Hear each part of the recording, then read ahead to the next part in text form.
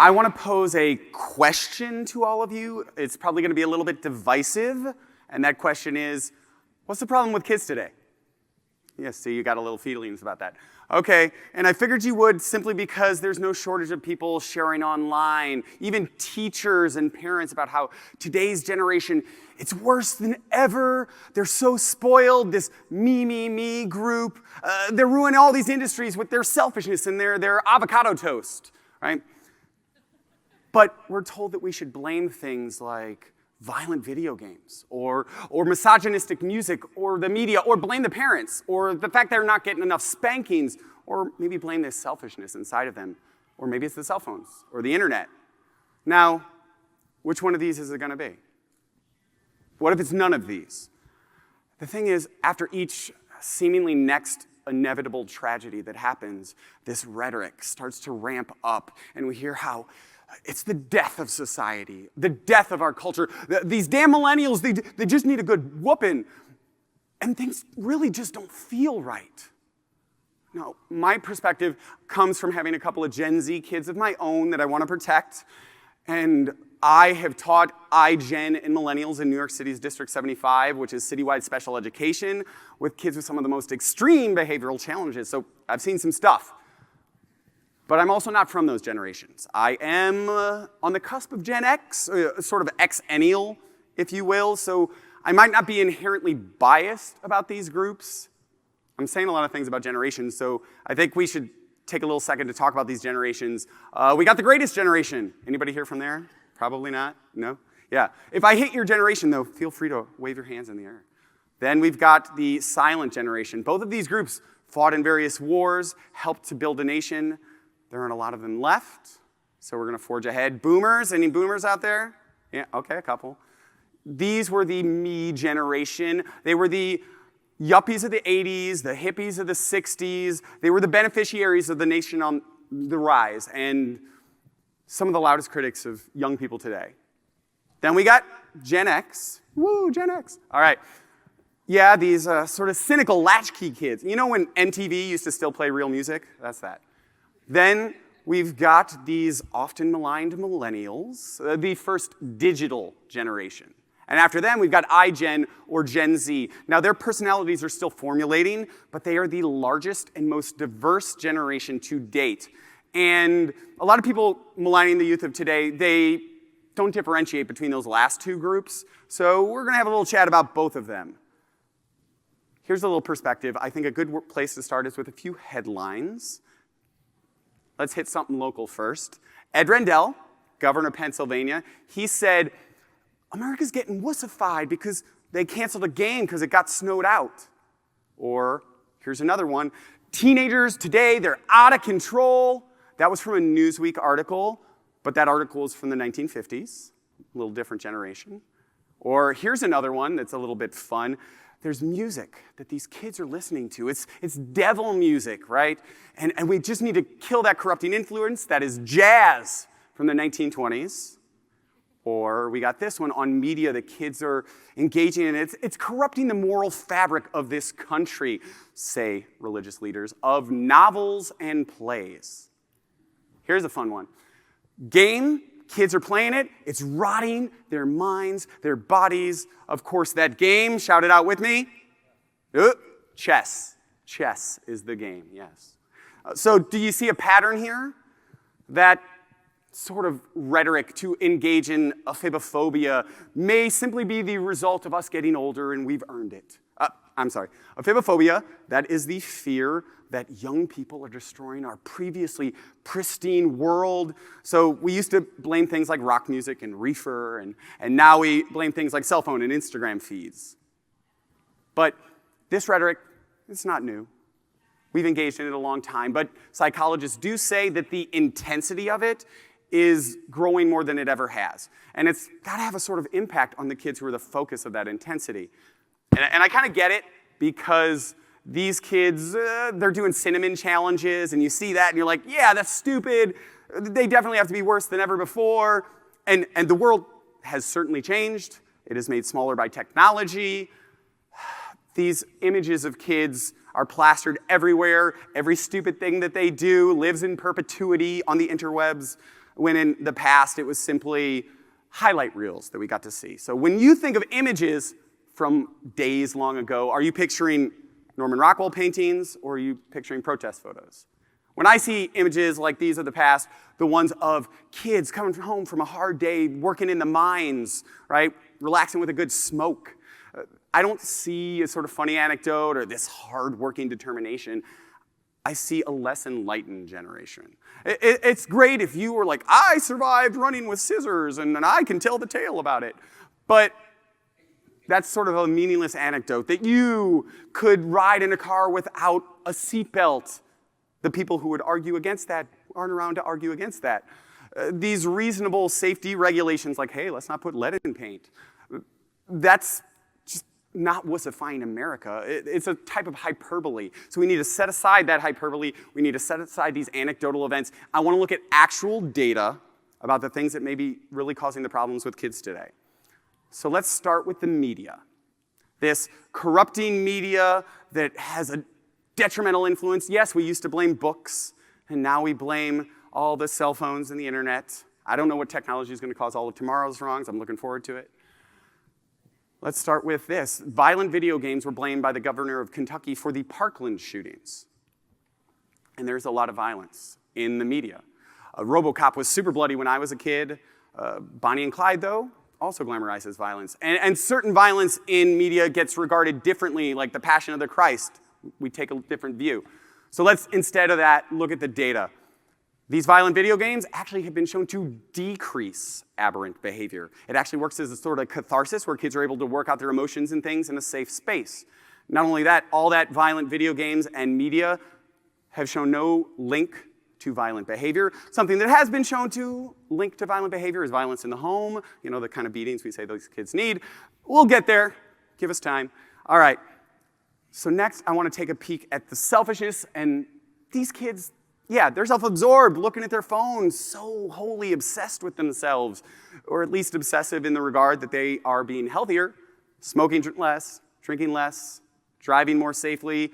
Hey, less teen pregnancy. How about that? And the fact that they're less likely to even have sex early and use protection when they do. And even despite the opioid epidemic, legalization of marijuana, teen drug use is down.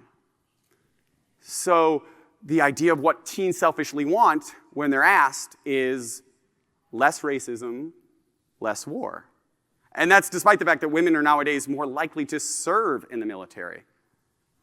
They're also more likely than previous generations to give to charity and engage in civic activism. Now, you may not like some of what that activism looks like, but they're wholeheartedly engaged.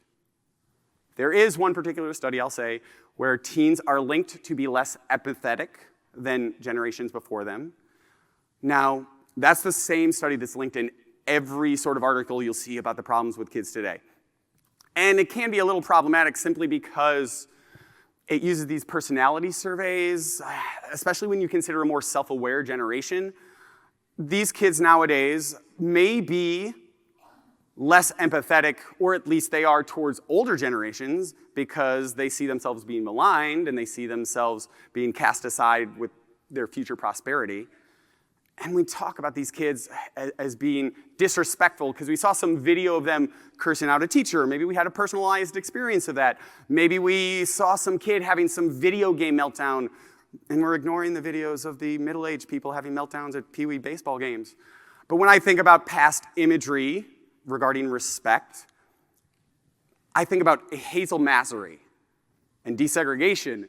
And maybe Hazel Masery never cursed out her dad, but she doesn't seem to be a beacon of respect or empathy. So I think instead we need to look somewhere else. We need to look at maybe that reckless behavior that teens have, and this is probably where I should go on a rant about like Tide Pods and the stupid things kids do. But doing stupid things when you're young, that's not new either.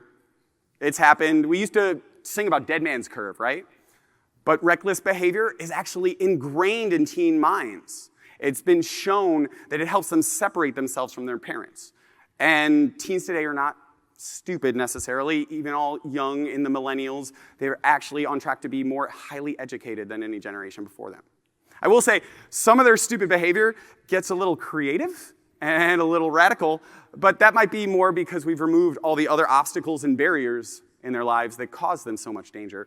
Maybe the other reason is because we've created a medium to share their stupid stuff and to look at the stupid stuff of other people, right? So let's then take a look at those devices that we're talking about. All the things that used to be banned, like novels, and now these devices, that we talk about the same. And I will say, yes, these are different. They can be so engaging. They can even lead to addiction amongst young people, but amongst older people too, right? There's no shortage of retirees talking on Facebook all day. Here's the issue, though. The devices, they're not going away. You can't wish them away. What may happen is that these devices that we cast as the bane of all modern society, they can bring positive changes too. Not all screen time is equal. Ebooks are not the same as updating your Snapchat feed, all right? So these modern devices can actually bring job opportunities, connections to other cultures, a sense of sympathy and empathy to your peers. It can even bring about love. So I think talking about blanket bans or getting rid of these items that we're never going to get rid of in the rest of the kid's life is sort of short-sighted. Maybe we could talk about positive digital citizenship. Yeah, that might be a thing. How about this? So if we want the behavior to be decreased, we need to talk about discipline. Here's a personal story. So I go out all the time with my kids. People are always, your kids are really, really well behaved. I appreciate that. And I'm like, oh, thank you very much. I give them pills for that. But I'm genuinely thinking, like, how do you know from like 10 or 15 minutes watching my kids if they're good? Like, are you confusing quiet for good? Because also my kids aren't that particularly quiet. But maybe they were having a good day, and maybe this other kid was having a bad day, or maybe their mom was so busy raising other people's kids just to put food and clothes on that other kid's back. But I digress. The discipline question is pertinent because parents are disciplining differently nowadays. They are being less punitive. And that isn't necessarily a negative thing. Parents are actually nowadays more likely to be engaged in their children's lives. They're more likely to be happy parents. They're more likely to praise positive behavior. It's not that they're not disciplining, they're just choosing to do it in a different way. And as someone who's been engaged in his own children's lives and pretty successful at raising them, and someone who's engaged in harder to manage children in my job and done pretty well at that, I can say without doubt that consistent consequences for negative behavior, wholly necessary. Harsh punishment, not necessarily. This isn't going to be a little bit about the good or bad of spanking. That's a whole nother talk altogether. But I will say that discipline and punishment are not even close to the same thing. One is about training and correcting with love for the future, and one is about harsh punishments for the past. So this talk about these kids could be corrected with just a good whooping. I will say some of the kids in my class with the most extreme behavioral issues are no stranger to a beating, all right? They may stop that negative behavior in front of you, but what happens is they actually just get better at hiding it. And not only that, they engage in that violent behavior more towards others, not to mention what it does to their self-esteem. So if it's not any of these issues, I want to look at what I think might actually be the genuine problems kids today are facing. Let's talk about opportunity first. So compared to 50 years ago, the quality of life in the United States and across the world has increased drastically, especially for women and minorities. Not that there's not room to grow, but there are certain challenges that the modern generation is facing that never have existed before. It's hard to get the right job if you don't have the right education nowadays. And that right education is hard to come by because it costs 3 times as much. And even then, millennials are earning a fifth less of what we did at their age. Real wages, not growing, despite record corporate profits, and rents are higher.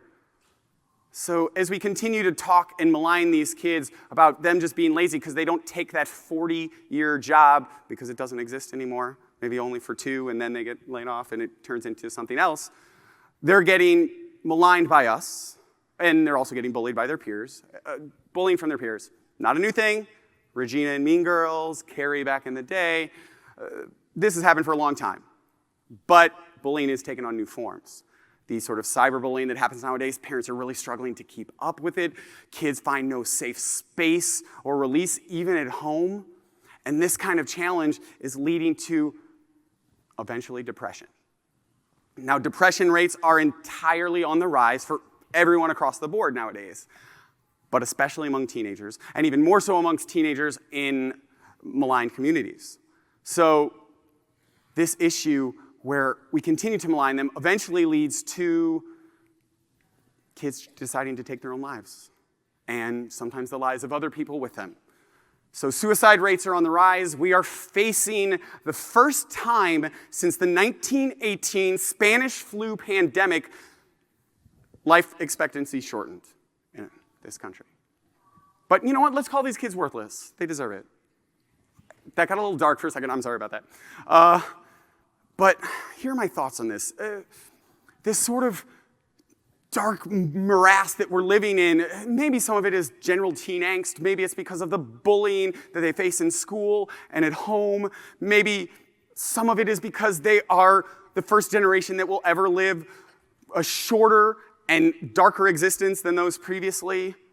And I can't help that we are telling them they're the problem.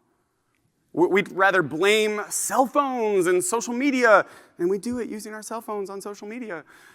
And then take care of real issues. We malign and talk about the problems with violence, or, oh, it must be about mental illness, and then we don't offer any solutions. So maybe some of these things that are posted about these kids nowadays, there might be some truth to it, but I think a lot of it is masked behind some hurtful, self-serving rhetoric. And so when I really think about it, I think the problem with kids today, I think it's us. Or at least those of us who cast them as villains. We'd rather tell them that there's short opportunities for them in the future, but give them more expectations. We give them less freedom because we saw some scary thing on the news, and then we call them lazy while we send them to 15 after-school activities, right? Because we got to get them into that perfect school, and they have to get a scholarship because we can't afford the bribes that you need nowadays. I think my message is this. So for those older ones among us, before you start that rant online, maybe first consider the challenges facing this generation that have never existed before, or even better than that, how about think about what you could do to improve that situation? Maybe you could consider that your words might only end up being self-fulfilling prophecy if you post it on. And for those younger ones among us, not me, but I want to tell you this. Take our rants with a grain of salt, all right? Understand that there is brightness in your future, that you should embrace these terms and not cast them aside. Be a millennial. Be a Gen Z. Know that you, who are intelligent and engaged in your community, you represent those generations just as much as any stupid YouTube video. And don't forget, you've got so much to look forward to. Someday you'll be old enough, you'll get to complain about your own kids. That'll make it all worth it, right? Thank you very much.